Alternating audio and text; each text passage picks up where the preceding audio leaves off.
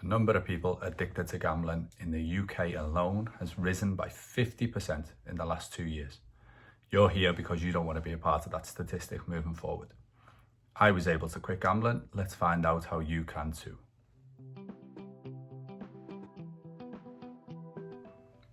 That statistic just shows how bad gambling addiction is becoming in this country alone. It's getting out of control. Every year on year, more and more people are becoming addicted to gambling, having problems, becoming a problem gambler, being addicted to gambling, being a compulsive gambler, whatever you want to call it. It's all the same. The reason I'm here making this video is to try and help you. I know what I'm talking about. I've been through this gambling addiction for 20 years of my life. I've spent more time in addiction than in recovery. I want to pass on my wisdom, pass on my knowledge to help you not have to go through 20 years of pain and suffering like I did. Just gambling addiction, it's financially draining, it's emotionally draining, becomes a problem in every aspect of your life, from your relationships with your loved ones to your sleep at night. It affects absolutely everything. And it doesn't matter what type of gambling. It doesn't matter you're a casino gambler, you're a machine gambler, you're cryptocurrency, anything. There's so many forms. It's all the same. Even if you're just it's just a little bit of lottery, you think it's not doing any damage to you. If you get to the point where you cannot control it anymore, where you cannot stop it, then it's a problem. It's become a problem for yourself, and you need to address it. The first thing I realized, the first pivotal moment in my recovery, was realizing I can't want this recovery for somebody else. I need to have this recovery for myself. I went to rehab in 2021, and I went in there so I could keep my wife happy, so I could be the best dad for my two daughters. I wanted to get better for them. And I remember somebody who'd been into rehab 3 years previous and come back in to have a talk with us. And he said, there's 3 types of people in here, in this rehab centre. There's people who are here to stay out of jail, stay out of prison. There's people who are here to please somebody else. And there's people who are here who genuinely want to get sober, genuinely want to get better. They're the people that you need to stick to. These are the people that are going to equip themselves with the tools they need to beat this addiction. I thought I was there for myself, but I eventually learned that I was just there to keep my wife on side, to sort of keep my daughters in my life.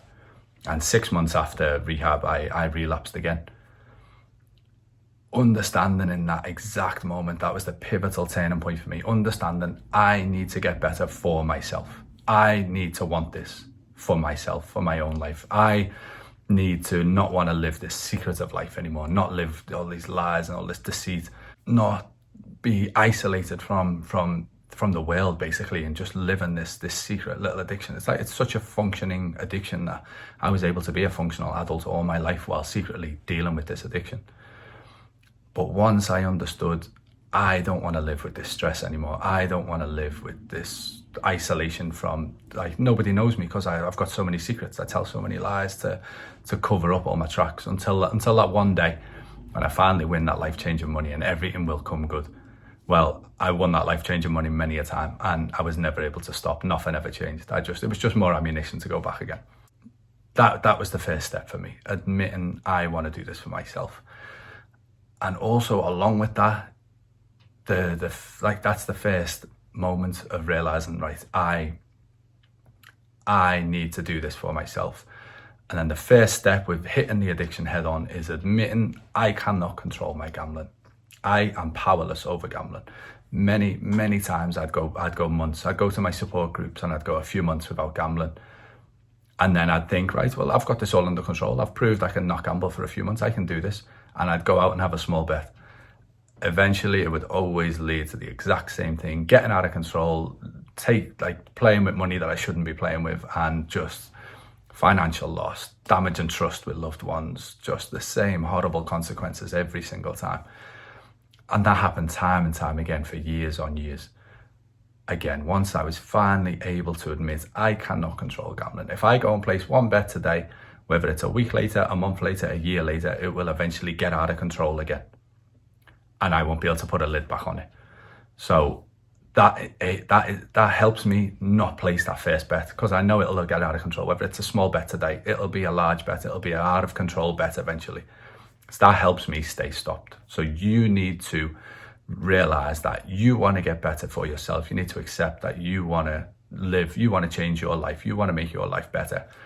Next step, you need to realize you cannot control your gambling. I can't place a small bet. I can't wean myself off gambling. I've got to stop. I've got to nip it in the bud right now, and that's it. It's finished. If you can get on top of them 2 steps, you can get started on your recovery journey. So if you're ready to take these first 2 steps and get started on this recovery journey with me, watch this video up here. Don't forget to like and subscribe, and please leave a comment below. Let's get interactive. Let's get talking. Thank you.